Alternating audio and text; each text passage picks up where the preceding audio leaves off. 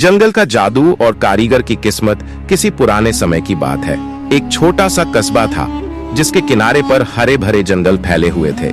इस कस्बे में एक कारीगर रहता था जिसका नाम था मोहन। मोहन एक कुशल मूर्तिकार था।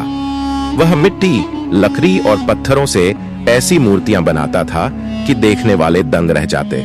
उसकी बनाई मूर्तियों में जैसे जान पड़ती थी, लेकिन मोहन की जिंदगी उतनी रंगीन नहीं थी जितनी उसकी कला। वह अकेला रहता था, न कोई परिवार न कोई रिश्तेदार। उसकी छोटी सी झोपड़ी में बस उसका औजार और अधूरी मूर्तियां ही उसका साथ देती थीं। उसकी आमदनी इतनी कम थी कि वह 2 वक्त की रोटी मुश्किल से जुटा पाता। शादी का ख्याल तो उसके मन में कभी आया ही नहीं। एक अनोखा दिन एक दिन मोहन ने सोचा कि आज कुछ खास खाना बनाया जाए। उसने कई दिनों से कुछ अच्छा नहीं खाया था। उसका मन लड्डू खाने को हुआ। कस्बे के बाजार से वह थोड़ा सा बेसन, चीनी और घी ले आया। घर लौटकर उसने बड़े जतन से लड्डू बनाए। जब लड्डू तैयार हो गए तो उसने उन्हें एक मिट्टी की थाली में रख दिया ताकि वे ठंडे हो जाएं। फिर उसने सोचा, जब तक लड्डू ठंडे होते हैं क्यों न मैं अपनी नई मूर्ति को बाजार में बेचने के लिए ले जाऊं। यह सोचकर वह अपनी बनाई एक खूबसूरत मूर्ति उठाकर बाजार की ओर चल दिया। मोहन का घर जंगल के बिल्कुल करीब था। जब वह बाजार गया तो उसकी झोपड़ी खाली थी।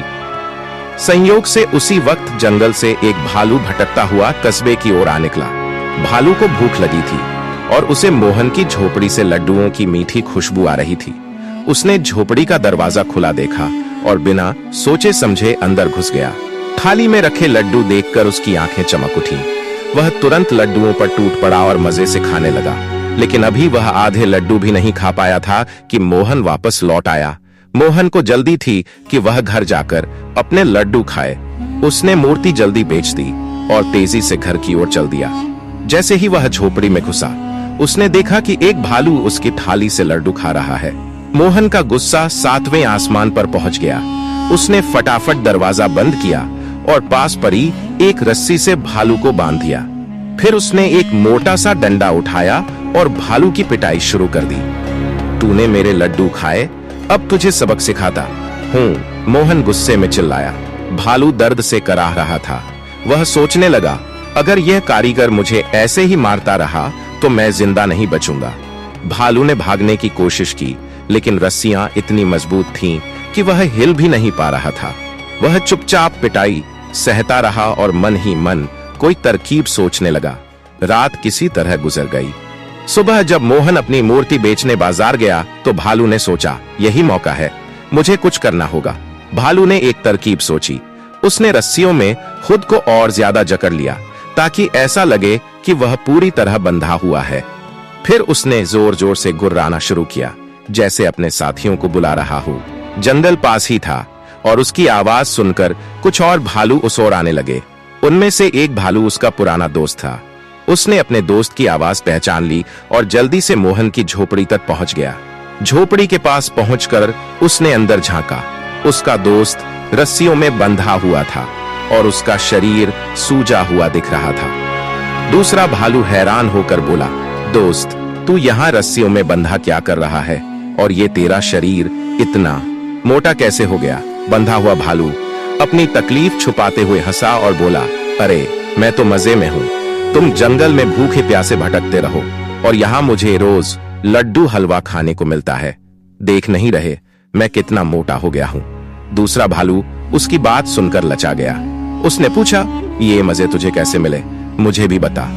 बंधे हुए भालू ने चालाकी से कहा, मैं तुझे इसका राज बताऊंगा, लेकिन एक शर्त पर, तू किसी को नहीं बताएगा। दूसरा भालू तुरंत तैयार हो गया। तब बंधे हुए भालू ने कहा, यहाँ एक बहुत दयालु कारीगर है। उसने मुझे पकड़ लिया और मेरी खूब सेवा कर रहा है। रोज मुझे लड्डू खिलाता है और रस्सियों से बांध कर रखता है ताकि मैं भाग न जाऊं। दूसरा भालू लड्डुओं के नाम पर इतना लालायित हो गया कि उसने तुरंत कहा, दोस्त, तू मेरी रस्सियां खोल दे, मैं तेरी जगह बंध जाऊंगा। मुझे भी ये मजे चाहिए। बंधा हुआ भालू मन ही मन हंसा। उसने कहा, ठीक है दोस्त, तू मेरी रस्सियां खोल और मैं तुझे अपनी जगह बांध देता हूँ। दूसरे भालू ने फटाफट रस्सियां खोल दी। बंधा हुआ भालू आजाद हो गया और उसने अपने दोस्त को अपनी जगह बांध दिया। फिर वह झट से जंगल की ओर भाग गया। जब मोहन बाजार से लौटा तो उसने देखा कि एक नया भालू रस्सियों में बंधा हुआ है। उसे क्या पता था कि यह दूसरा भालू है। वह गुस्से में आग बूला हो गया और डंडा उठाकर उसकी पिटाई शुरू कर दी। तूने मेरे लड्डू खाए, अब तुझे छोड़ूंगा नहीं, मोहन चिल्लाया। नया भालू दर्द से चीखने लगा। वह सोचने लगा, ये कैसा हलवा लड्डू है, ये तो मेरी जान ले लेगा। उसने मोहन से मिन्नत की, मुझे छोड़ दो, मैंने तुम्हारा कोई लड्डू नहीं खाया। मोहन हैरान हुआ। उसने सोचा, ये भालू तो बोल रहा है, पहले वाला तो चुप था। फिर उसने गुस्से में और 2-4 डंडे मारे और बोला, मैं लड्डुओं का बदला लेने तक तुझे मारता रहूंगा। भालू समझ गया कि उसका दोस्त उसे धोखा देकर भाग गया। उसने मोहन से कहा, रुको, मैंने तुम्हारा कोई लड्डू नहीं खाया, मुझे मेरे दोस्त ने धोखा दिया। उसने कहा था कि यहाँ लड्डू हलवा मिलता है, इसीलिए मैं यहाँ बंद गया। मोहन को भालू की बात पर यकीन नहीं हुआ। उसने और 2 डंडे मारे। भालू घबराकर बोला, मुझे छोड़ दो, मैं तुम्हारी शादी किसी रानी से करा दूंगा। मोहन का गुस्सा एक पल के लिए थम गया। वह हंसते हुए बोला, क्या मैं एक गरीब कारीगर और रानी से शादी? तू मुझे बेवकूफ बना रहा है। लेकिन भालू ने गंभीरता से कहा, मैं सच कह रहा हूँ, मुझे आजाद कर दो, मैं तुम्हारी शादी किसी रानी से करा दूंगा। मोहन को भालू की बात पर भरोसा नहीं था, लेकिन उसने सोचा शायद इसमें कुछ सच्चाई हो। उसने भालू को आजाद कर दिया और कहा, ठीक है जा, लेकिन अगर तूने झूठ बोला तो मैं तुझे ढूंढकर फिर पकड़ लूंगा। भालू ने राहत की सांस ली और बोला, तू मेरे आने का इंतजार कर, मैं जल्द ही खुशखबरी लाऊंगा। इतना कहकर भालू जंगल की ओर भाग गया। भालू जंगल में लौट गया, लेकिन उसका मन अब शांत नहीं था। वह सोचने लगा, मैंने उस कारीगर से वादा किया है, अगर मैंने उसकी शादी नहीं कराई तो वह मुझे फिर पकड़ लेगा। भालू ने सोचा, क्यों न मैं वहां जाऊं और मोहन की शादी की बात पक्की करूं। जंगल के किनारे एक चौड़ी नदी बहती थी, जिसके उस पार रानी का महल था। भालू ने तैरकर नदी पार की और एक जादुई पेड़ के पास रुका। यह पेड़ जंगल का सबसे पुराना पेड़ था, जिसके बारे में कहा जाता था कि यह इच्छाएं पूरी करता है। भालू ने पेड़ के सामने सिर झुकाया और बोला, हे जंगल के देवता, मुझे एक इंसान का रूप दे दो ताकि मैं रानी के दरबार में जा सकूं। पेड़ की शाखाएं हिलीं और एक चमकदार रोशनी में भालू एक सुंदर नौजवान का रूप ले चुका था। उसने शाही कपड़े पहने और रानी के महल की ओर चल दिया। महल में पहुंचते ही भालू अब नौजवान के रूप में ने रानी के पहरेदारों से कहा, मैं पड़ोसी मुल्क से आया हूं, मेरे पास रानी के लिए एक जरूरी संदेश है। पहरेदारों ने उसे अंदर ले जाकर रानी के सामने पेश किया। रानी ने उससे पूछा, कौन हो तुम और यहाँ क्यों आए हो? नौजवान ने अदब से सिर झुकाया और बोला, महारानी, मैं पड़ोसी मुल्क के एक महान कारीगर का दूत हूँ। वह एक कुशल मूर्तिकार है जिसकी कला की ख्याति दूर दूर तक फैली है। वह आपकी बेटी से शादी करना चाहता है। रानी ने यह सुना तो थोड़ा हैरान हुई। उसकी बेटी राजकुमारी अनन्या सुंदर और बुद्धिमान थी। रानी उसकी शादी किसी योग्य वर से करना चाहती थी। उसने पूछा, तुम्हारा कारीगर इतना खास है तो वह स्वयं क्यों नहीं आया? नौजवान ने चतुराई से जवाब दिया, महारानी, वह अपनी कला में इतना डूबा रहता है कि उसे दुनिया की खबर नहीं रहती, लेकिन उसका दिल सच्चा है और वह आपकी बेटी की खूबसूरती और बुद्धिमानी का कायल है। रानी को यह प्रस्ताव पसंद आया।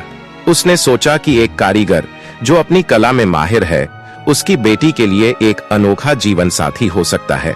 उसने नौजवान से कहा, ठीक है, मैं तुम्हारे कारीगर से मिलना चाहूंगी, उसे मेरे दरबार में लाओ। नौजवान ने विनम्रता से कहा, महारानी, मैं उसे जल्द ही आपके सामने लाऊंगा, लेकिन उसका एक छोटा सा अनुरोध है। वह चाहता है कि उसकी शादी की तैयारियां सादगी से हों, क्योंकि वह अपनी कला को ही अपनी सबसे बड़ी दौलत मानता है।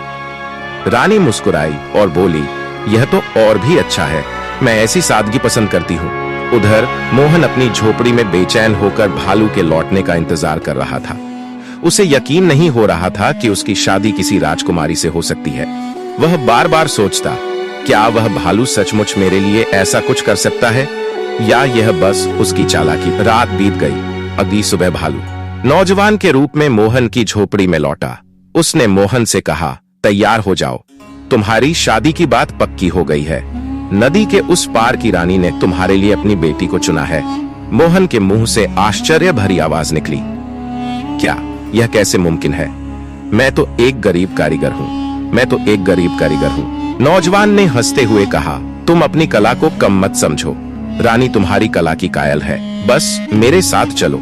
मोहन को कुछ समझ नहीं आ रहा था, लेकिन वह नौजवान के साथ चल दिया।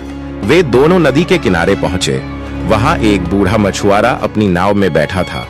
नौजवान ने मछुआरे को एक चमकदार मोती दिया और कहा, इन सज्जन को नदी के उस पार ले जाओ, और हाँ, अपने सारे जाल और रंग बिरंगे कपड़े नदी के किनारे फैला दो।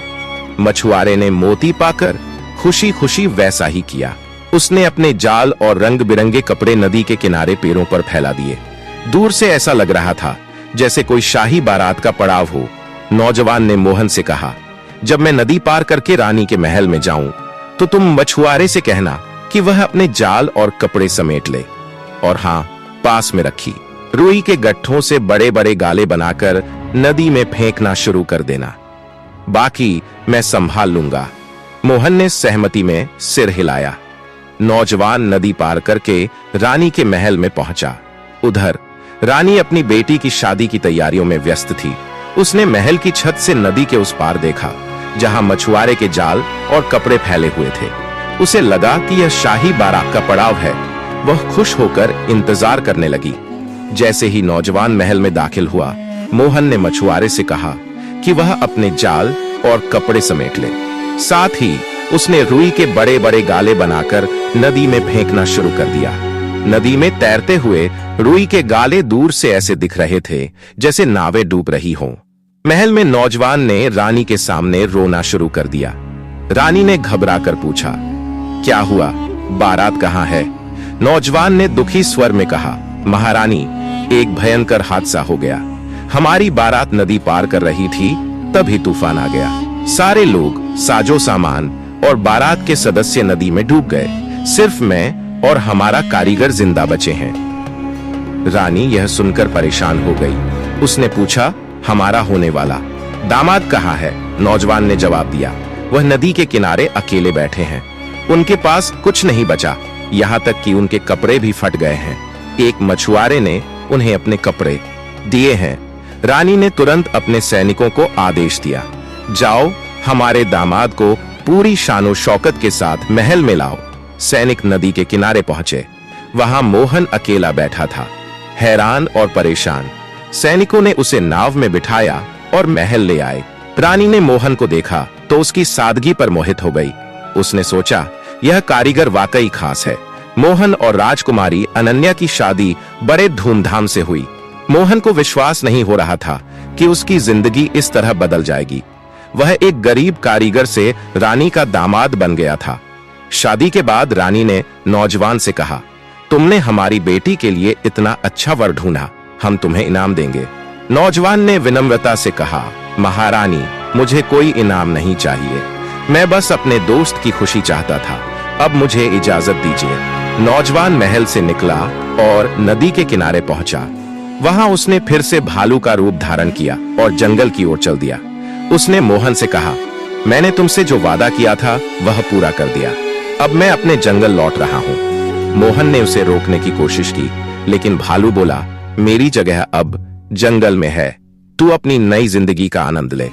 इतना कहकर भालू जंगल में गायब हो गया। मोहन अब रानी के महल में शाही जीवन जी रहा था। उसकी कला को रानी और राजकुमारी ने बहुत सराहा।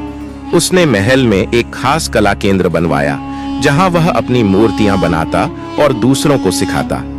राजकुमारी अनन्या भी उसकी कला की प्रशंसक बन गई।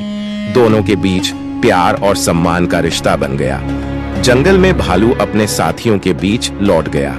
वह अपने दोस्तों को अपनी चालाकी की कहानी सुनाता और हंसता। उसकी चालाकी ने न सिर्फ उसे आजादी दिलाई, बल्कि एक गरीब कारीगर की जिंदगी को भी बदल दिया।